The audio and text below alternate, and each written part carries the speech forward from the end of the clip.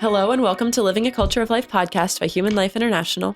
I'm your host, Colleen, and I'm joined today by Father Boquet. Welcome back, Father. Great to be with you once again, Colleen. It's great to have you back here in the studio, and I'm really excited for our topic today because we're going to be talking about abortion and whether or not it's a state issue, because that's ever since Roe has become a really big question, honestly, is whether or not abortion is something that should be handled at the federal level, whether it should be up to the states, how should pro-lifers address this issue, at what point should we go like incremental, do something prudent, at what point should we be pushing for it to be a federal issue. So we're just going to dive into all of that today. There's a lot of questions out there. Sure.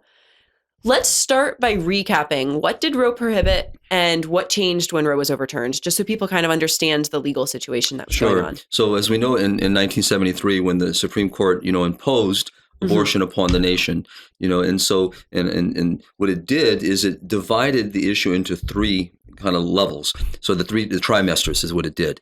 So what it did is in the first trimester, basically it's the right of the woman to decide. And so that basically meant that she could choose abortion if that's what she wanted to do. Okay. And there were no restrictions whatsoever. And you weren't allowed to have restrictions whatsoever, right? Exactly, on the state level or on the federal level. And then the second part of the next trimester, now the state could impose some regulation, but it could never ban. And of course, it always dealt with the health of the woman, which we can always talk about later on. And then the third trimester was basically the state still could begin to do restrictions, especially with viability. So once we got to today, that 23rd week, we would say that the child can live outside of the womb. And so in this situation, the state could regulate, for the life of the child and impose some restriction. But again, if the health of the mother was at stake, and we know that the health of the mother can mean many things, the state could not prevent it from happening. And so, when you go, now you fast forward a little bit, I know we'll come back a little bit more to 1992, with the Casey ruling. Again, what happened in that decision was that the state could begin to put some regulation, but never to prevent abortion from occurring.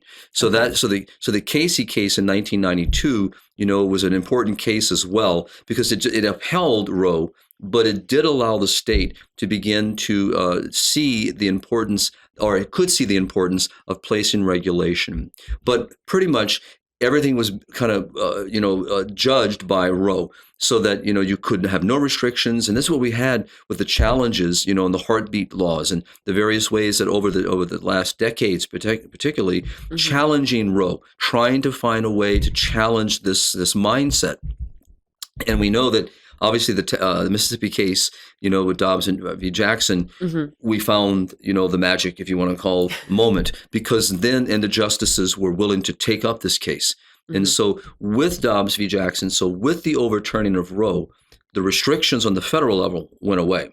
And of course, we know that the 1973 court, and 7-2 decision basically created this, in the 14th Amendment, this right to privacy. And so in Dobbs, obviously, the court addressed that. But again, if we just kind of peel back, I think it's important for our audience to think about what happened in 1965 and also in 1972. And that is the issue of contraception. So, and again, the court's looking at in 1965, if I got my dates correct, the court said that this federal government could not restrict contraception for married couples. 1972, it said you could not do it for unmarried couples. And they also use some of the same reasoning, this right to privacy. And so that somehow the 14th Amendment somehow created, intimated, and so that's what they used. Which obviously brought us, to the abortion conversation in 1973. Yeah, we have a whole ebook chronicling why why contraception leads to an abortion mentality, and so the states were really even through Casey, the states really had their hands tied. So you had, as before Roe, you had a battleground. So we know that Hawaii was the first state in 1970, to legalize abortion, and we also know that Washington and Alaska by 1972, if I remember, were the next ones to legalize abortion. So you had states that some had abortion, some had regulations on it, some had it was completely illegal.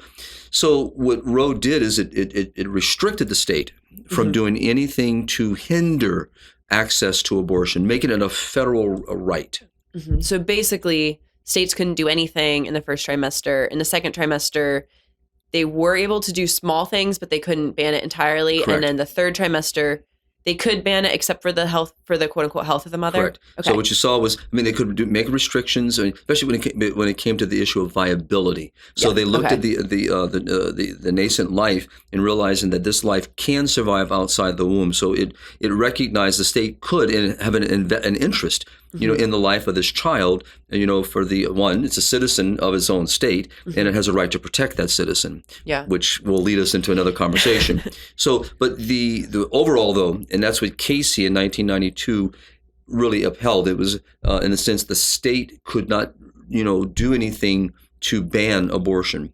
And so, okay, go finish. Overall, overall, the state can do some restrictions. The state could, but everything kind of got filtered through Roe. So the states always had the kind of the rug pulled out. They were trying to limit abortion, trying to challenge the mindset of abortion.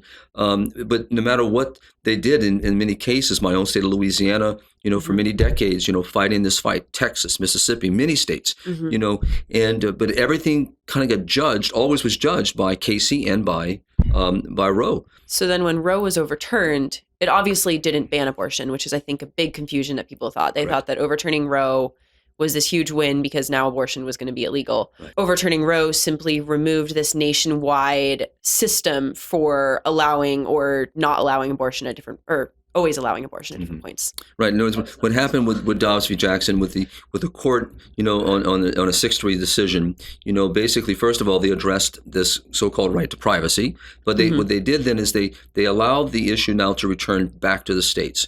So the states, through its mechanizations and the various ways in which they address these issues, could now decide to regulate. Legislation could be passed, and the people themselves could, seek, ways of protecting human life. And so you no longer had this federal, umbrella hindering you or being judged by. So that was removed. Now, it's still, a huge fight because in a way we are back where we were pre-1973. Just with a whole different culture. A very different culture, a very different mindset. The 50 years of this mindset in healthcare policies and insurance policies. You name it, it's infiltrated everywhere, and it's tentacled in so many ways that to remove all that, has been a real battleground. And we've seen that with recent referendums, and we've seen this with states trying, and then people, challenging it in the legal system, which we expect. Yeah. We expected all this. Okay, so then my next question is, should abortion be a state issue? Because murder is a state issue. And if abortion is murder, then is this something that should be decided by the states? It's a reasonable legal question to address, is if murder is a state issue, should abortion be a state issue? So it's, I think it's important that we approach it from both and, so that it's a federal issue because we should be protecting life. Right. And so here we can go back to the 14th Amendment. All right. And so the due clause, and so the due process clause. And so when we look at that, the founding fathers in their writing of the Constitution understood the human person. And so there's a public understanding that we're talking about a person here. And so the preborn child is a person, and so I think we ought to be doing on a federal level, which is look at that 14th Amendment. And Congress can address this issue. They can look at the issue and, affirm what the Constitution actually says and what the founding fathers believed with regard to life, liberty, and the pursuit of happiness. And so when we look at that under the process, the due clause process, is to protect the person, in this case, the preborn person. And so the federal government can, through Congress, declare that to be reality. So and as basically a result, pass something that says that an unborn child is seen as a person under the law. Which now would put an end to the abortion issue. And so that's what obviously the other side is completely scared of. And that's why, the whole personhood issue and the whole issue of declaring the child, to be a person, that was the whole issue with the IVF, So it's very, very important language. And I think we need to look at it. And so that's why we must keep it on the federal level as well. We should not just focus on the state levels. That's why I say it's both and, Colleen. So on the state level, fight those fights. Pass legislation, in the states where abortion is a mindset and maybe it's still legal. How can we hinder it, by doing the same thing we did prior, to the overturning of Roe? How can our heartbeat laws, how can we use these same processes to limit it? Now, we know California, we know New York, we know the various states, Illinois, and others that have been so violent in their movement toward entrenching abortion, and so those are always going to be major battlegrounds.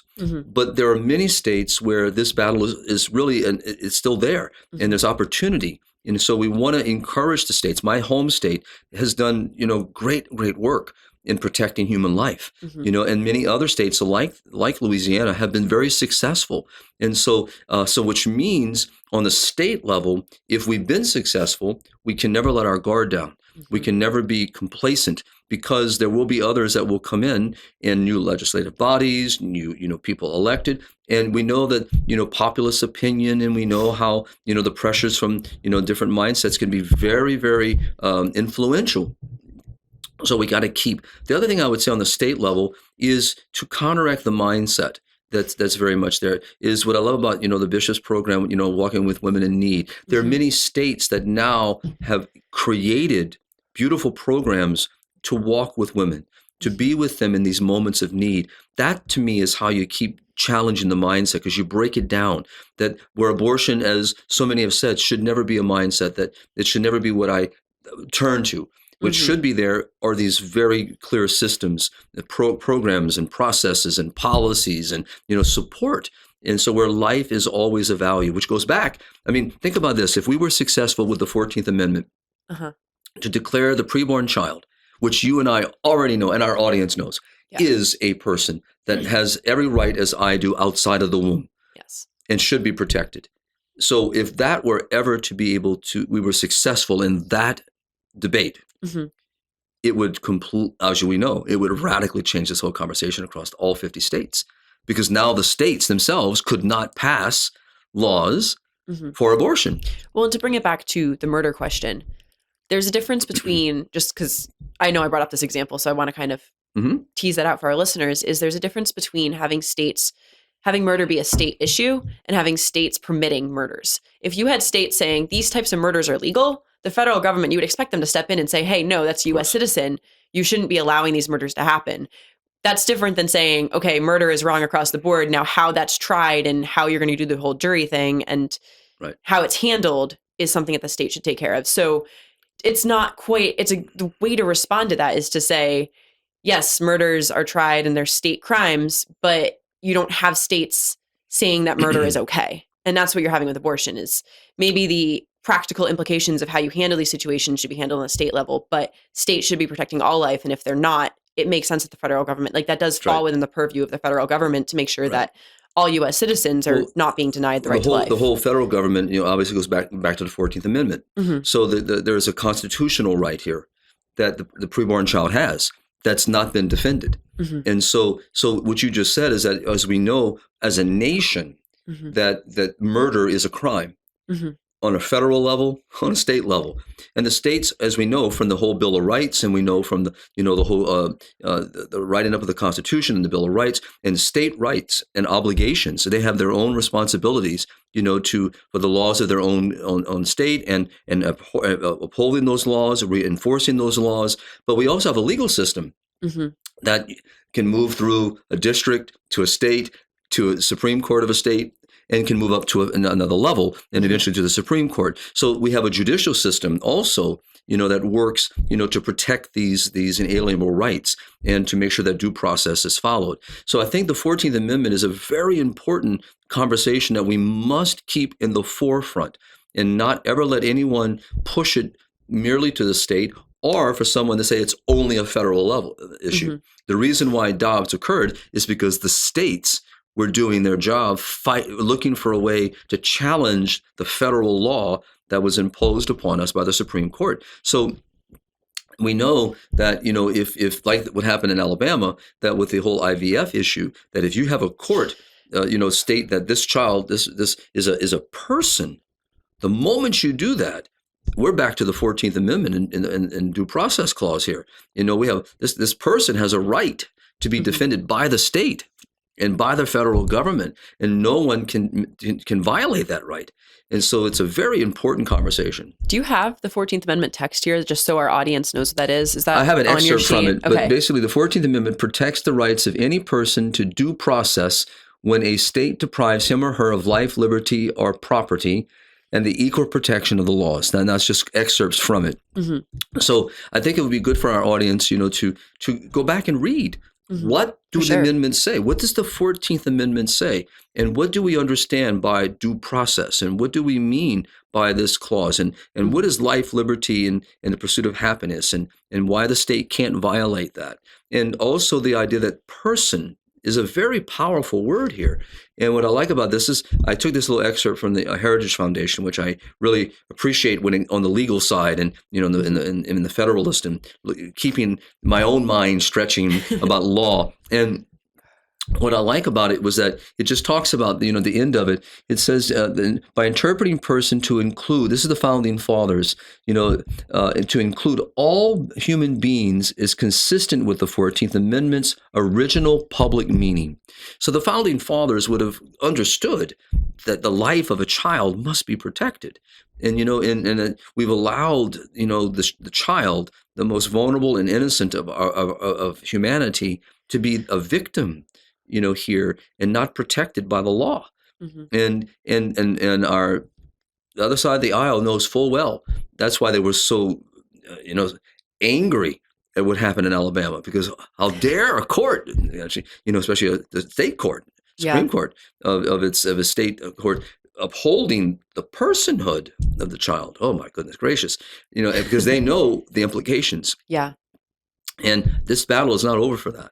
So on the state level, what I would say, just kind of go back, and I know you have some other questions, is for our people to keep working on the state level, keep pushing forward. In realization, we have an opportunity here to either mitigate law. So we have bad laws. How can we lessen them? Just like we were doing prior to Dobbs. Incremental legislation, basically. Pushing, even though we want the whole thing. Of course we do. Absolutely do. But we also know that we got to inch our way sometimes. Mm-hmm. And so how do we do that? The heartbeat laws were a great example of that. And we were successful because of the heartbeat laws. And so as a result, we were saving lives. And now many lives are saved because we have no longer a federal mandate with a so-called right to murder, to kill an unborn child. So on the one hand, we need to keep pushing for pro-life laws on a state level and whittling it down in each state as best as we can. But on the other hand, we need to be calling on our federal legislators to protect all citizens of the U.S. from conception or fertilization until natural death, obviously. Exactly. And so it's not, federal legislators can't just throw up their hands and say, oh, it's a state issue. Right. I have nothing to do with this because the 14th Amendment clearly shows that they do. They do have But on the flip side, state legislators can't just say, oh, it's a federal issue. We're not dealing with it. We're just going to allow it here. What I would say is the state it really does have an opportunity here as well, because they could challenge this in the court. Oh. I mean, so basically, when you look at Alabama with the issue of IVF and declaration of a preborn child, this is a person. Now imagine if that makes its way through a system, and it's going to force the conversation, and so. Now, could that have gone to the Supreme Court though, because it was a state law and it went to the state Supreme Court? Correct. So is that within the jurisdiction the of the state could challenge it, So I mean, I don't know the whole legal aspect of Alabama. Okay. So, but obviously, they could challenge that law and or that ruling, and so what we saw is the other states go the other direction, and basically, basically make IVF so readily available, and so. But I think that the state, just like we did with Dobbs, can push legislation. And that can also be used as opportunity to challenge precedent, to challenge this issue, and push the Congress to do what it should be doing, and it could be challenged in the high court as well. Given the current political climate, do you think there's any hope that we could pass some type of abortion ban at the federal level? Well, that's going to be that's a good question because we know that the candidates themselves that are currently in this conversation, basically one side is just saying it should stay in the states, let the states decide, and then you got the other side that basically doesn't want any regulation whatsoever. I mean, they just want abortion on demand. Well, and I think you made a really good point in your article too that side is taking abortion to the federal level. They're saying we should make a federal mandate that states cannot ban abortion. Correct. So if you have one side that's saying, hey, we're going to utilize our federal and our state to try to make abortion as accessible as possible, and the other side saying like, oh no, it's just the state issue, that's a problem. Like pro-lifers need to be just as up on top of it and trying to use both. Well, it was good to hear that and I'll be getting into this in follow-up articles, but a little more detail. But to have the 14th Amendment be mentioned, in one of the political platforms, is still important because the language is there.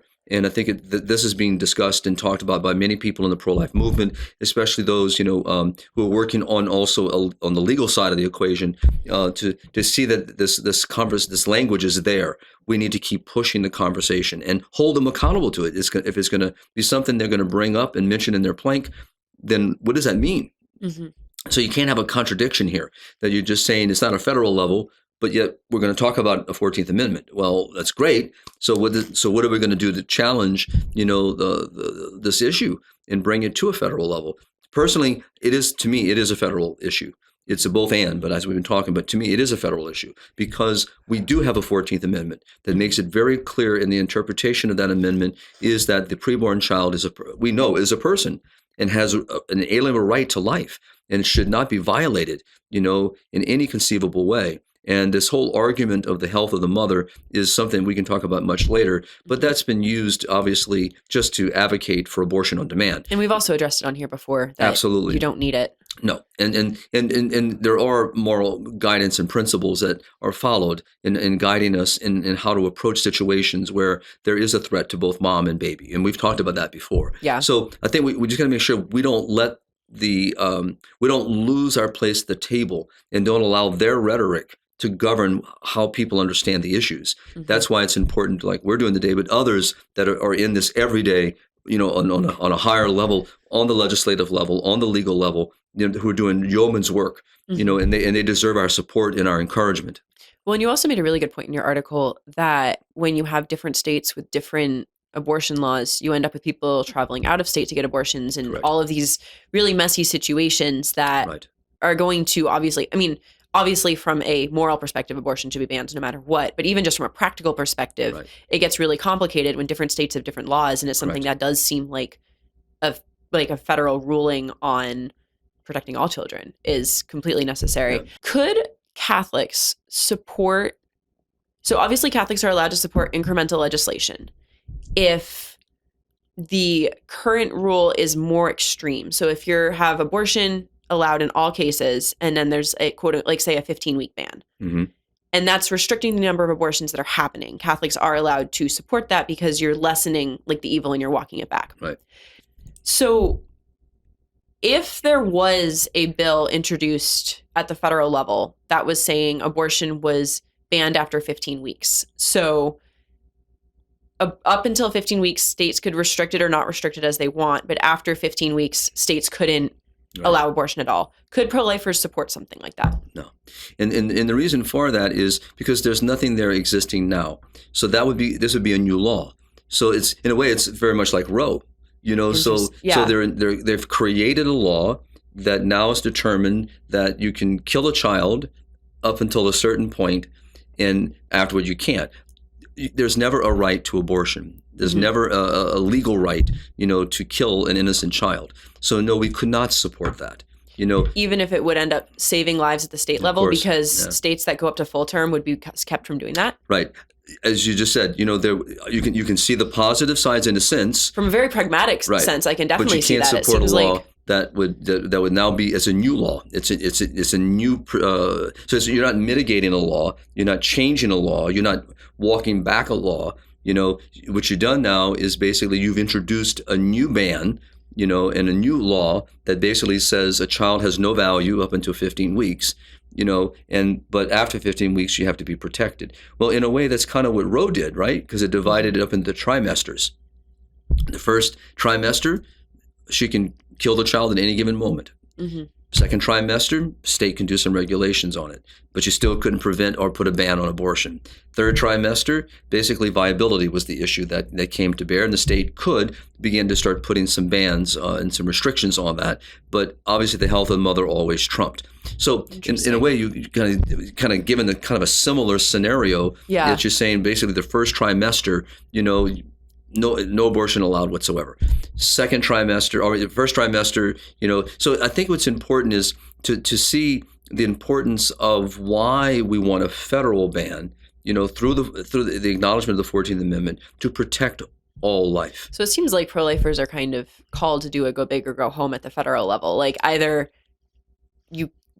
there's no way to introduce incremental legislation on a federal level because there's no legislation there to begin with. So it either has to be a total ban or just pass what you can at the states and try to walk the states back. Well, the heartbeat laws were actually an attempt to do that, right? Yeah. Because they were challenging the federal law. They were challenging Roe. They were challenging Casey. And they were using the last trimester, but they were also using, the issue of the heartbeat and challenging that law and trying to bring that law where the state could regulate, where the state could put a ban after a certain period. And we, of course, if we look at Casey in 1992, regulations could happen, but you can't stop abortion because of Roe. Mm-hmm. So by stripping Roe, of its authority and stripping this so-called right, to privacy regarding abortion, that what it did is it empowered the states now to regulate itself. So right now there is no federal but using the hypothetical situation you mentioned, so if they were somehow to try to advance, a federal ban, that says that at 15 weeks or 6 weeks, whatever it might be, could I endorse that? I would say no. So I think that'd be something we need to talk more. Even though it's a ban, it's still allowing it up until those 15 weeks. Right, so it's right like an implicit way of making it. Because it's a legislation now, it's a new law. You're actually introducing a new law that's legalizing abortion. You're saying there's a right to abortion. So you're not walking anything back. You're not, and even though that ban, like you said, would save countless, many, many lives, what about the lives that are lost? So what we should always fight for and always advocate for is, the protection of every human life, and advocate for laws that respect, what our 14th Amendment actually says very clearly, and, that that life is a value that must be protected.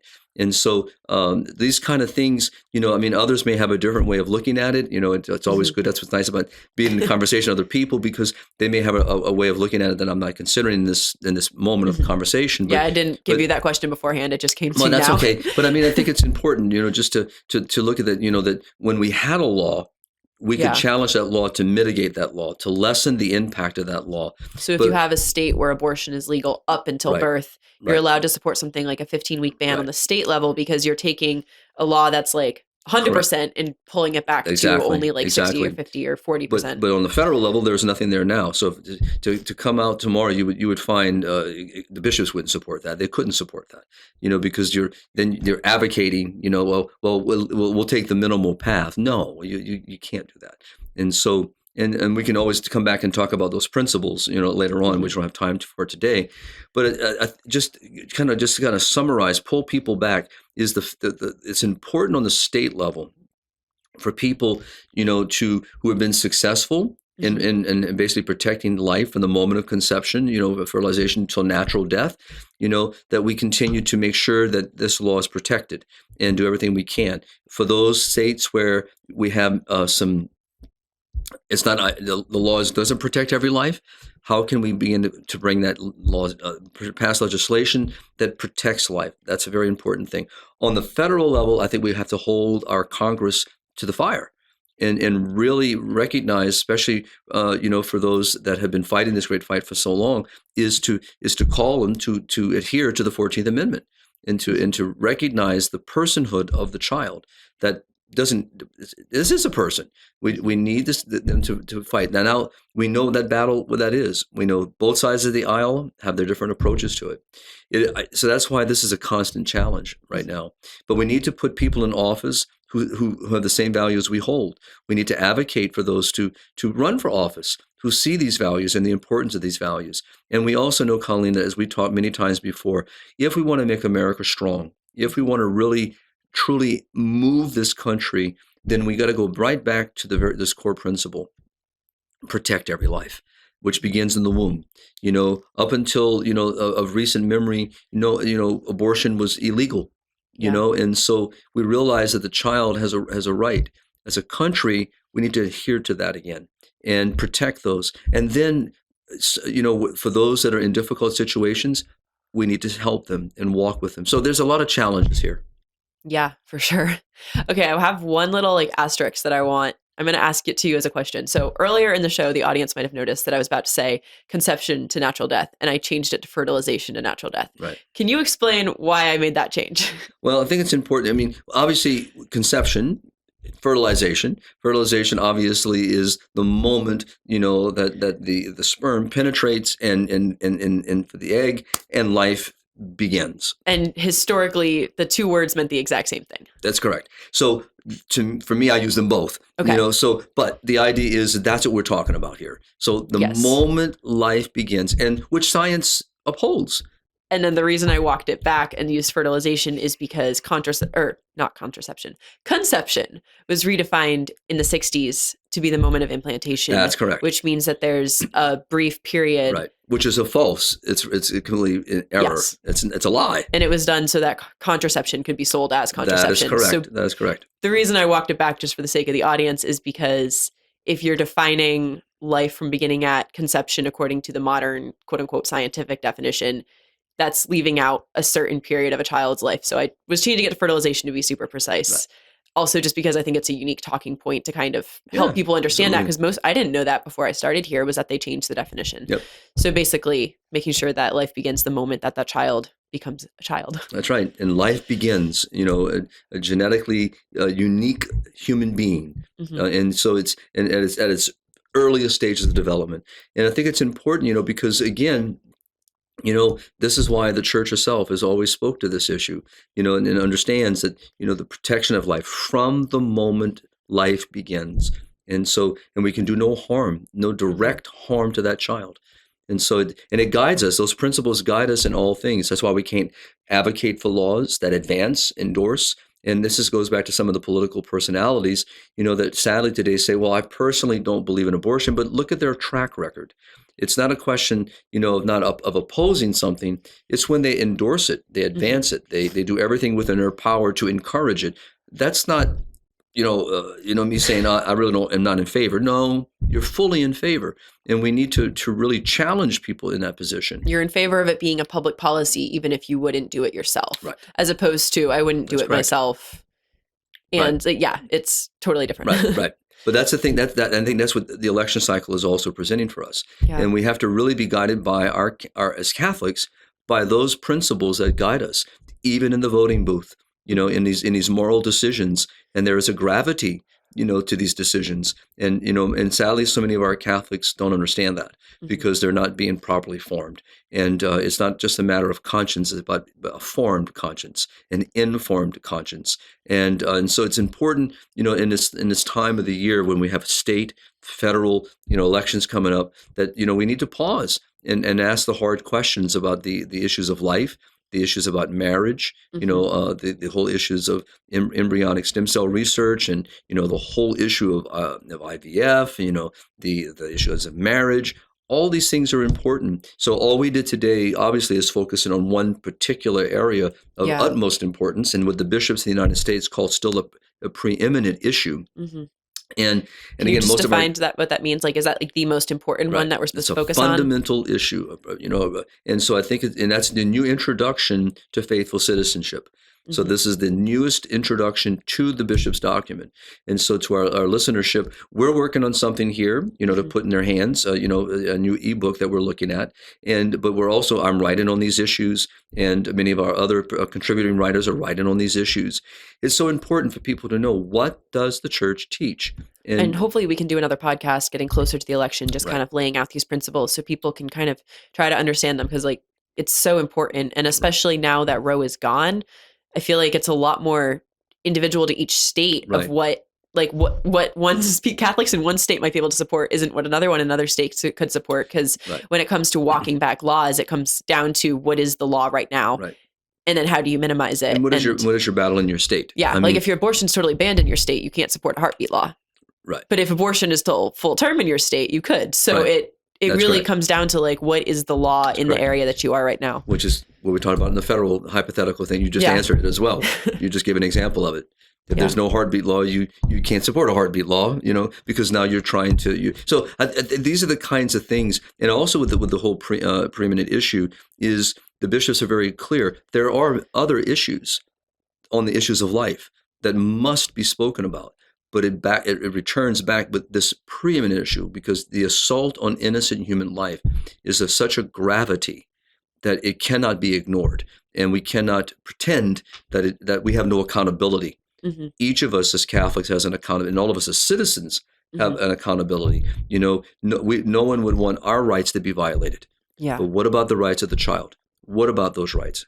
And so we can and we should have conversations about many other issues that are social issues within our country. And there is room for that discussion. And also that's all part of the decision making when I walk into that booth. Yeah. And exercise my citizenship, my right as a citizen. And that's important, but that should be completely guided by our principles. And we should be advocating for those principles. Well, thank you so much, Father. This was a really good conversation, and I hope our audience was able to learn something from it. I know I did. I wasn't quite sure about the nuances of adding things at the federal level, so this was really good for me to learn. So thank you so much for talking about this. Oh, it's great being with you always. So it'd be something good for us to continue to talk about. For sure. Yeah, I'm sure that people have lots of questions. So yeah, no doubt. Please leave your questions in the comment if you have any. And then we'll try to, if we come out with another episode on voting and how Catholics should approach voting, we'll try to answer those questions in the next episode. So thank you so much, Father. And thank you to our audience. Check out the new ebooks that we have coming out and keep on living the culture of life. God bless.